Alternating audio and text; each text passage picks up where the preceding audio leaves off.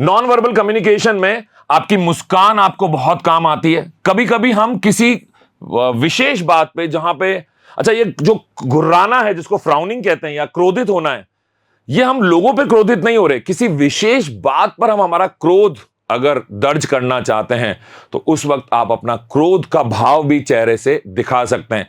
कभी कभी आपने देखा होगा कुछ लोग ऐसे भी होते हैं जो सामने दर्शक दीर्घा में बैठे हैं और आपके किसी सवाल का उटपटांग जवाब देंगे, तो यहां पे आप क्रोधित होने का भाव सिर्फ ऐसे दिखा सकते हैं, घुर्रा सकते हैं, समझ गया। लेकिन इसके साथ फिर अपनी स्माइल जोड़ दीजिए, तो आपने उसको पॉइंट आउट भी कर लिया, उसको नोटिस भी कर लिया और बात को हंसी से आगे टाल भी दिया कि आपका जो फ्लो है वो नहीं टूटना चाहिए। किसी की भी वजह से अगर आपका फ्लो टूटेगा तो आप अगली बात भूल जाएंगे और आपका पूरा स्पीच, पूरा सेशन खराब हो सकता है। उठी हुई भौहें मतलब रेज्ड आईब्रोज, ये कब करते हैं हम? ऐसे, बताओ बताओ। तो जब किसी से सवाल पूछ रहे हो तब करते हैं, या कोई आश्चर्य की बात हो, है ऐसा हुआ, फिर उसने ऐसा किया, तो जब आश्चर्य का भाव दिखाना होता है तो हम ऐसे उठी हुई भौहों का इस्तेमाल करते हैं। सिकड़ी हुई भौहें जो हैं, जिनको फरोड ब्रोज बोलते हैं, ये क्या होती हैं? ये उस तनाव की स्थिति को दिखाती हैं। बहुत बुरी स्थिति थी, बहुत काली रात थी, सब लोग बहुत डरे हुए थे, तो ऐसे समय पे आपकी यहां पर जो सिकुड़न आती है दोनों आंखों के बीच में, दोनों भौहों के बीच में, उसको हम बोलते हैं फरोड ब्रो। तो ये भी अपने आप में चेहरे का एक भाव है जो आपकी बात के अनुसार आपके चेहरे पर झलकना चाहिए, और ये प्रैक्टिस से ही आप कर पाएंगे। वाइडन्ड आईज, जब आप ऐसे फैली हुई आंखें दिखाते हैं आश्चर्य में, तो ये तो आप जानते हैं कि अच्छा मेरी आंखें फटी की फटी रह गई, कहते हैं ना ऐसा, आश्चर्य से। तो ये आश्चर्य का जब भी भाव आए तो आप इसका इस्तेमाल करें। आंखें कम मूंद ली जाती हैं। हर वक्त आंखें मूंद लेंगे तो लोगों को लगेगा कि आप सिर्फ याद कर करके रटी हुई बातें बोल रहे हैं। ऐसे अगर मैं आपसे सारी बात आंखें बंद करके बोलूं तो आपको लगेगा कि मैं मन में दोहरा रहा हूं और फिर बोल रहा हूं। आंखें कभी कभी सिर्फ तब मूंद लेते हैं, हाँ बताओ आनंद आ रहा है, तो वो जो आनंद का भाव होता है उस समय आप क्षणिक, थोड़ी देर के लिए, फॉर अ मोमेंट, आंखें मूंद के भी अपना फेशियल एक्सप्रेशन एक्सप्रेस कर सकते हैं, जाहिर कर सकते हैं। फिर कुछ जेस्चर्स होते हैं, जैसे कि हम कोई बात किसी को समझ में आ रही है तो हम ऐसे अंगूठा दिखाते हैं। तो हम कई बार ऐसा देखिए, उंगली ऊपर की ओर किया, थम्स अप किया, उंगली ऊपर की तरफ की, yes thumbs up, crystal clear है, समझ में आ रहा है। तो इस तरह से आप अपने हैंड जेस्चर्स को यूज करते हैं। हाथ मिलाने जैसी स्थिति कब होती है? जब हम 1 to 1 किसी से मिलते हैं। वेव, हाथ हिलाना, जैसे स्टेज पे गए तो सबको अभिवादन किया, हाथ जोड़ के फिर ऐसे वेव किया, तो ये आपको उनके साथ कनेक्ट करने में मदद करता है। पॉइंट आउट किया, किसने जवाब दिया, अच्छा आप बताइए, ऐसे पॉइंट आउट करना, तो पॉइंट करना। सिर हिलाना हां में, ना में, समझ में आ रहा है, नहीं आ रहा है, आ गया, ओके। तो इस तरीके से अपने सिर को हिलाने से भी आप लोगों के साथ जुड़ते हैं। तो ये सारे वो जेस्चर्स हैं जो आपको आना चाहिए। कई बार हम ऐसे बाहों को बंद कर लेते हैं, बिल्कुल बांध के खड़े हो जाते हैं, तो ये हमारी दृढ़ता को दिखाता है। लेकिन एक अच्छे स्पीकर को ऐसे बंद बाहों से बात नहीं करनी चाहिए। क्षण भर के लिए, कोई विशेष बात के लिए आप ऐसा कर सकते हैं, लेकिन ये दिखाता है कि आप सामने वाले के साथ जुड़ना नहीं चाह रहे हैं। तो हमेशा ओपन जेस्चर होना चाहिए, क्लोज जेस्चर नहीं होना चाहिए। आगे अगर हम बात करें आई कांटेक्ट के बारे में, तो ये थोड़ा गहराई से समझना पड़ेगा। जब कभी भी मान लीजिए कोई इंटरव्यू हो रहा है, उस इंटरव्यू के दौरान भी जब हम आंखों से संपर्क करते हैं, जो इंटरव्यूअर है, जो हमारा इंटरव्यू ले रहा है, उससे जब हम आंखों में आंखें डाल के बात करते हैं, जवाब उसको देते हैं सभ्यतापूर्ण तरीके से, तो वो हमारे कॉन्फिडेंस को, आत्मविश्वास को झलकाता है, हमारे इंटरेस्ट को, हमारी रुचि को संकेतित करता है कि ये आदमी इंटरेस्ट से मेरी बात सुन रहा है। बोलते समय आंखों से संपर्क अगर आप टालते हैं, आई कांटेक्ट को आप नहीं रखते हैं, तो ये क्या दिखाएगा? आपका कॉन्फिडेंस कम है, आप तनाव में हैं, या आप झूठ बोल रहे हैं, या आपको जानकारी की कमी है। तो कोशिश करिए जब कभी भी, चाहे 1 to 1 हो, इंटरव्यू के दौरान हो, या आप पब्लिक से बात कर रहे हो। पब्लिक में इतने सारे लोग हैं, सबकी आंखों में आंखें नहीं डाली जा सकती, लेकिन जब भी आप देख रहे हैं तो ऐसे ऊपर देख के मत बात करिए, इधर साइड में देख के मत बात करिए। सामने ऐसा लगे कि आप जिन भी लोगों को देख रहे हैं उनके साथ आपका एक आई कांटेक्ट बन रहा है। यह बड़ा महत्वपूर्ण है पब्लिक स्पीकिंग में। एक वक्ता अपने दर्शकों के साथ आंखों से संपर्क बनाए रखकर उनका ध्यान अपनी ओर खींच सकता है। समझ गए बात को? और साथ ही साथ एक दोस्त के साथ बातचीत के दौरान सहानुभूति और समझ का प्रकट करने के लिए आंखों से संपर्क करना बड़ी आवश्यक बात है। जब भी आप किसी से 1 to 1 बात कर रहे हैं, अपने मित्र से बात कर रहे हैं, तो आपके आंखों का जो कांटेक्ट उसकी आंखों के साथ होता है, उससे वो कनेक्शन डेवलप होता है, एक कनेक्शन बनता है, एक बॉन्ड बनता है, और वो बॉन्ड सहानुभूति को दर्शाता है, समझ को दर्शाता है। आप उसके साथ पूरी तरह से उस क्षण हैं, उसी के साथ बातचीत में आपका पूरा ध्यान है, इस बात को दर्शाता है। ये आई कांटेक्ट बड़ी कमाल की चीज है, ये हम सबको करना चाहिए, इसकी प्रैक्टिस करनी चाहिए। कई बार लोग थोड़ी देर बाद आप इधर उधर ध्यान देने लगते हैं, क्या दिखाता है कि ये दर्शाता है कि आपका इंटरेस्ट बात से चला गया है। वोकल टोन एंड पिच, आपका टोन और आपके बात करने की जो आवाज में कह सकते हैं ना उतार चढ़ाव, वो उतार चढ़ाव आपकी बात को महत्वपूर्ण दिशा देते हैं। ऐसी दिशा जिससे लोग तुरंत आपकी तरफ, जैसे ही बात को आपने थोड़ा सा टोन ऊंचा किया किसी विशेष बात पे, तो लोगों का ध्यान तुरंत आपकी तरफ आकर्षित होता है। जब आप लीडरशिप में हो, नेतृत्व की बात कर रहे हो, आत्मविश्वास को प्रकट करना चाहते हो, कोई दिशा निर्देश देना चाहते हो, आप चाहते हैं कोई इंस्ट्रक्शंस किसी को दिए जाएं, उस वक्त आपका टोन दूसरे टोन से अलग होना चाहिए, क्योंकि आप इंस्ट्रक्शन वाले भाव में बात कर रहे हैं, निर्देश देना चाहते हैं। व्यक्ति को संतुष्ट करने के लिए, शांत करने के लिए कोमल ध्वनि, सॉफ्ट वॉइस होनी चाहिए। प्रेम पूर्वक बात करिए, आराम से बात करिए, धीमे धीमे बात करिए, क्योंकि आप उसको शांत करना चाह रहे हैं। कोई उग्र हुआ है, आपकी बात नहीं समझना चाह रहा है उसको, या वो परेशान है, दुखी है, उस वक्त अगर आप जोर जोर से बात करेंगे जब कोई दुखी है, तो वो कैसे आपसे जुड़ पाएगा? आपको प्रेम से बात करनी होगी, कोमल ध्वनि के साथ बात करनी होगी। दुखी लोगों से, परेशान लोगों से, या जो क्रोधित लोग हैं उनसे भी जब बात करनी है तो शांत तरीके से बात करनी है। तो ये जो आवाज का उतार चढ़ाव है, ये अति महत्वपूर्ण है एज अ कम्युनिकेटर।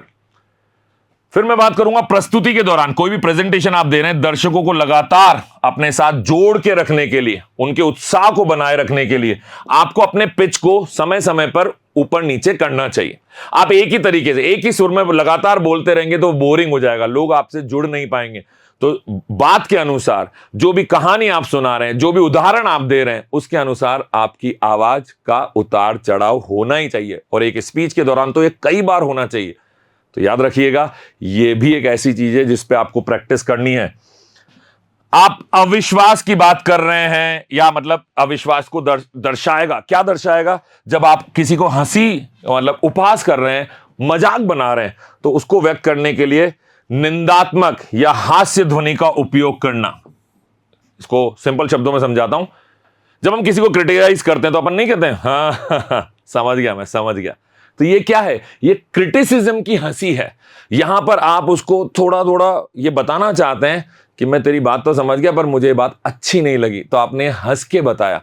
तो ये जो उपहास करते हुए, मजाक बनाते हुए हंसने का एक अंदाज है, ये भी आपको आना चाहिए।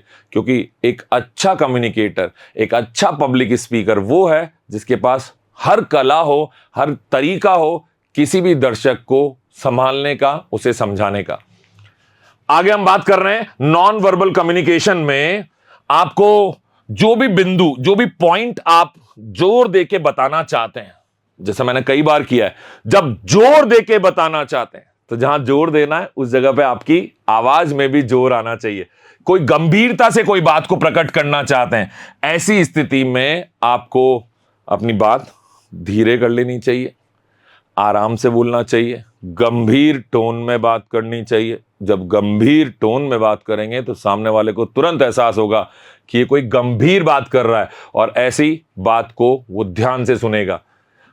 आप नॉन वर्बल कम्युनिकेशन की बात कर रहे हैं एज अ पब्लिक स्पीकर, मतलब आप बॉडी लैंग्वेज की बात कर रहे हैं, चेहरे के हाव भाव की बात कर रहे हैं, हैंड जेस्चर्स की बात कर रहे हैं। और ये सब क्यों आवश्यक है? ये आपकी भावनाओं को अभिव्यक्त करता है, ये आपकी मौखिक संचार को भी और मजबूत बनाता है। मैं बोल तो रही हूं, लेकिन साथ में मेरे हाथ चल रहे हैं ना, साथ में मेरे फेशियल एक्सप्रेशंस भी बदल रहे हैं, मेरे चेहरे के हाव भाव बदल रहे हैं।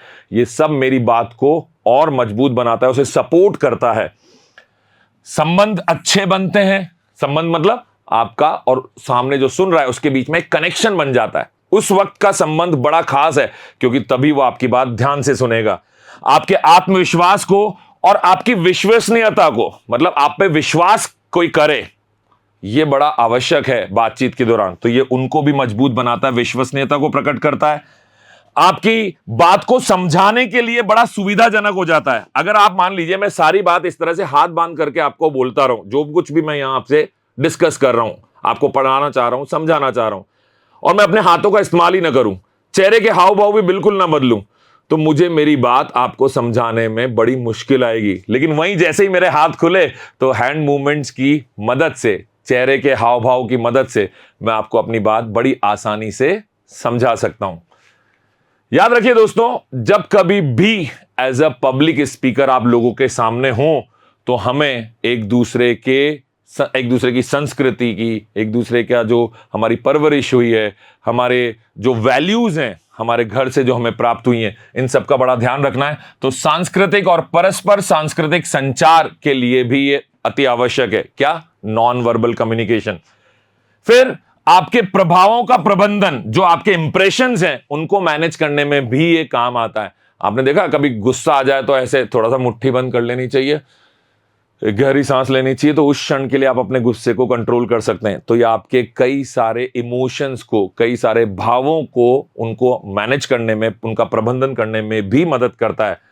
सुनने और बातचीत में आपका जो इंटरेस्ट है, एंगेजमेंट है, संलग्नता है, उसका भी संकेत देता है। जब मैं हैंड मूवमेंट कर रहा हूं, आपकी बात सुनते हुए ऐसे गर्दन हिला रहा हूं, जब आपका ऑडियंस भी आपको ऐसे कोई ना कोई भाव देता है, आपने जो भी बोला वो अगर अपने हाव भाव से ये बताता है कि हां उसको बात समझ में आ गई, तो आपको भी अच्छा लगता है। तो याद रखिए, जो चीज आपको अच्छी लगती है वो सामने वाले को भी अच्छी लगती है। तो हमेशा कोई ना कोई जेस्चर, कोई ना कोई रेस्पॉन्स आप देते रहिए, प्रतिक्रिया देते रहिए। वहीं अगर हम बात करें नॉन वर्बल कम्युनिकेशन में प्रतिक्रिया देने की, तो जैसा मैंने पहले भी आपको बताया, प्रतिक्रिया देना इसलिए आवश्यक है ताकि आप सुधार कर पाएं। मतलब आप सामने वाले से प्रतिक्रिया लें, उसको अगर कोई प्रतिक्रिया देते हैं तो वो उसके सुधार के लिए आवश्यक है। अगर आप किसी को प्रतिक्रिया देते हैं तो उसके पहले आपको सोचना चाहिए, सोच समझ के प्रतिक्रिया दीजिए। हमेशा किसी में कोई कमी निकालने के लिए प्रतिक्रिया या फीडबैक नहीं देना चाहिए, उसमें कुछ बेहतर किया जा सके ऐसी अगर आपके पास कोई बात है कि ये चीज मुझे ऐसे नहीं ठीक लगी, पर आप ऐसे करेंगे तो ये बहुत अच्छी हो सकती है, ऐसा मेरा मानना है। प्रतिक्रिया ऐसी होनी चाहिए। फिर कई लोगों के बीच में संघर्ष का समाधान करने में भी ये मदद करता है। जब लोगों में कॉन्फ्लिक्ट्स हो तो आपकी बॉडी लैंग्वेज जो है वो बड़ी पॉजिटिव होनी चाहिए। उस समय उन संघर्षों को रोका जा सकता है, उनको कम किया जा सकता है। आपकी नेगोशिएशन स्किल्स, वही संघर्ष की स्थिति में जो हम एक दूसरे के साथ बातचीत करके बात को ठंडा करते हैं ना, यही तो कहते हैं कि बातचीत को खत्म करना, बातचीत को सुलझा लेना, जो भी परेशानी थी उसको सुलझाना। तो इसके लिए भी आपकी ये जो बॉडी लैंग्वेज है, फेशियल एक्सप्रेशंस हैं, ये बड़े काम आते हैं और आपकी लीडरशिप स्किल्स को ये बहुत स्ट्रांग बनाता है। तो नॉन वर्बल कम्युनिकेशन को आप अगर बेहतर तरीके से इस्तेमाल कर पाएं अपनी बातचीत के दौरान, अपने कम्युनिकेशन, वर्बल कम्युनिकेशन के साथ साथ, तो ये आपको एक बेहतर स्पीकर बनाता है। लेकिन कुछ विजुअल कम्युनिकेशंस भी हैं। विजुअल कम्युनिकेशन मतलब इनका क्या प्रभाव पड़ता है? सबसे पहले तो जो भी चीज हम देखते हैं, अगर मैं कोई प्रेजेंटेशन यहां दे रहा हूं तो इसको देखते ही तुरंत आपके मन में कोई ना कोई बात आएगी। अगर मैं यहां पे एक गुब्बारा बना दूं तो उस गुब्बारे को देखते ही आपके मन में, एक बड़ा सा गुब्बारा मैंने बनाया तो आपके मन में गुब्बारा शब्द उभरेगा। आप गुब्बारे से जुड़ी हुई कोई चीज दिमाग में सोचेंगे, गुब्बारा हवा में उड़ जाता है, ऐसा कुछ सोचेंगे। तो ये विजुअल कम्युनिकेशन तत्काल इमीडिएट इफेक्ट डालते हैं, प्रभाव करते हैं। दूसरा, ये स्पष्टता लाते हैं बात को समझने में। आप जो भी बात बोल रहे हैं उसको समझने में क्लैरिटी आ जाती है, स्पष्टता आ जाती है। और सबसे खास चीज वैश्विक समझ है। अब गुब्बारे को अंग्रेजी में बलून बोल दीजिए, कोई आम भाषा में इसको फुग्गा बोल सकता है, कुछ भी बोलिए, लेकिन अगर मैं दिखा दूं तो आपको, मुझे शब्द की जगह सिर्फ दिखाने भर से ही आपके दिमाग में मैं एक इंप्रेशन, एक छाप बना दूंगा गुब्बारे की। अब आप किसी भी भाषा में उसको समझते हो, लेकिन आपको पता चल जाएगा कि ये गुब्बारा है, बलून है, फुग्गा है, या कोई और शब्द भी अगर इसके लिए है तो वो आपको देखते ही आप उसे पहचान जाएंगे। तो बात आपके पास पहुंच गई और वैश्विक तौर पे पहुंच गई। मतलब चाहे कोई भी भाषा समझने वाला व्यक्ति सामने बैठा है, उसको बात समझ में आ जाएगी। क्योंकि अपन विजुअल कम्युनिकेशन के ऊपर ध्यान दे रहे हैं। स्मृति धारण करने में, मतलब मेमोरी को रिटेंशन करने में भी, जो चीज हम देखते हैं ना एक बार, वो हमारे दिमाग में गहरे समय तक, लंबे समय तक उसकी छाप रहती है, उसकी याददाश्त रहती है। तो ये विजुअल कम्युनिकेशन के माध्यम से हम किसी भी बात को गहरे लंबे समय तक याद रख सकते हैं, और ये बड़ा आवश्यक है। अगर आप चीजों को याद रखना चाहते हैं तो उसको विजुअलाइज करिए, उसको दृश्यात्मक कुछ उसके तथ्य सामने लेके आइए, उसको बना के, ऐसे पिक्चर बना के उसकी कोई अगर आप याद करेंगे तो आपको लंबे समय तक याद रहेगा। ये भावनात्मक संबंध भी गहरा करता है। आपका किसी भी चीज से जुड़ाव उसको देखने के बाद ज्यादा हो जाता है। सिर्फ सुनेंगे उस चीज के बारे में तो उतना मजा नहीं आएगा। अब आप देखिए, अगर मैं आपसे जलेबी की बात करूं तो हो सकता है थोड़ी देर बात करूं और आपको भूख भी लग रही हो और आप जलेबी पसंद करते हो तो आपके मुंह में पानी आ जाए, लेकिन वही जलेबी अगर मैं आपके सामने रख दूं तो देखते ही आपके मुंह में पक्का पानी आ जाएगा। तो ये देखने का बड़ा गहरा प्रभाव पड़ता है, आपके भावनाओं को ये भड़काता है, भावनाओं को ये उत्तेजित करता है।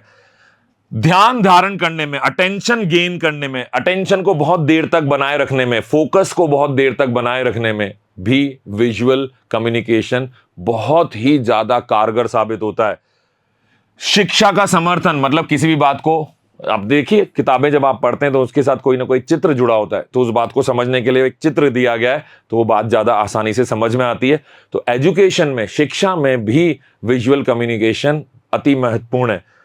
किसी भी ब्रांड की पहचान के लिए, अब आप समझ ही गए होंगे, जब मैं कोई भी एक लोगो बनाता हूं, आप जानते हैं ना ब्रांड का एक लोगो होता है जिससे हम उस ब्रांड को पहचानते हैं, किसी भी कंपनी को पहचानते हैं, किसी भी ऑर्गेनाइजेशन को पहचानते हैं, संस्था को।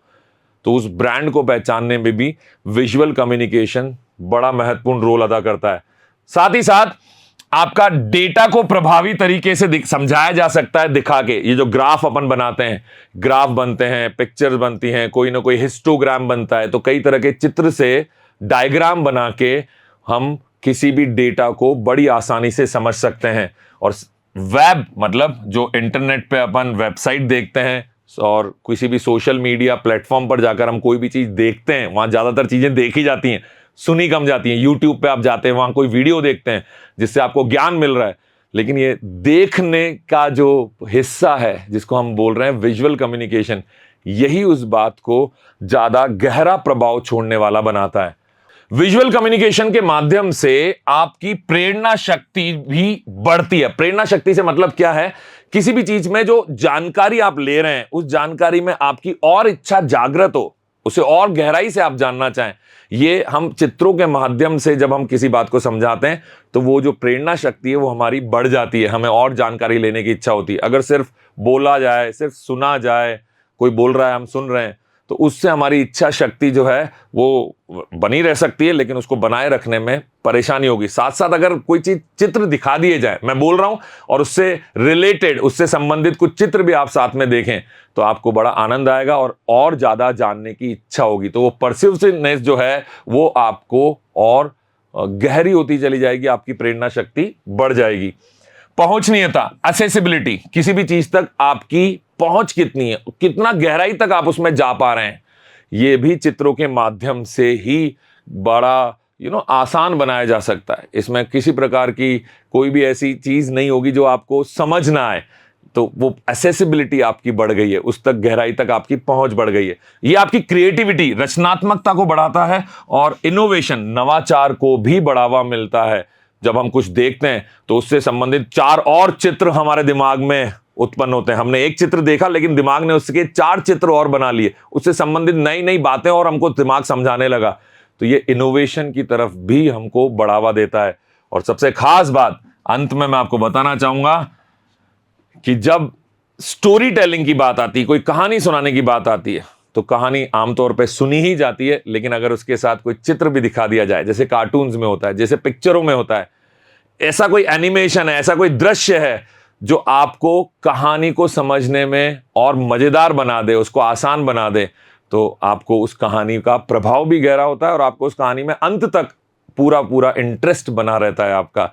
तो दोस्तों, आज मैंने आपके साथ साझा की वो सारी बातें जो आपको एक अच्छा पब्लिक स्पीकर बना सकती हैं। मैं उम्मीद करता हूं इस वीडियो प्रोग्राम के माध्यम से, इस पूरे कोर्स के माध्यम से आप धीरे धीरे जब प्रैक्टिस करते करते आगे बढ़ रहे हैं मेरे साथ साथ, तो आप एक अच्छे कम्युनिकेटर बन रहे हैं और बहुत जल्द आप एक अच्छे पब्लिक स्पीकर भी बनेंगे। तब तक के लिए धन्यवाद।